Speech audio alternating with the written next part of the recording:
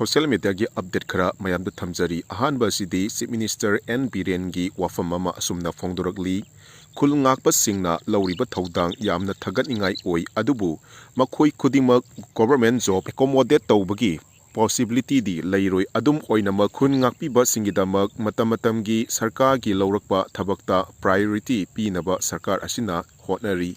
Next update ta R.K. Ranjan na Prime Minister da aiba cheron pisen kre phurup masel gi marakta wakhal taminaba khaktana mahusagi fibam da hanjilakpa ngamgani haina R.K. Ranjan na phongdokre mahaki cheron gi makha tabo oina micham miyam di ingtapa purakpa pami khulai paiba sing amadi political leader kharana lamjing duna state asida makha ta na irang thoknaba silli. Next update the Indian National Congress Manipur gi page tagi asumna hierarchy one say layer is always layer. Modi and Amit Shah are the biggest layer in the country. Haibadi woidaba amuk ngang ki haibasi matam punamakta ngang duna lay Modi amasung Amit Shah si khwaidagi machin thiba laibak asigi miyoising oire.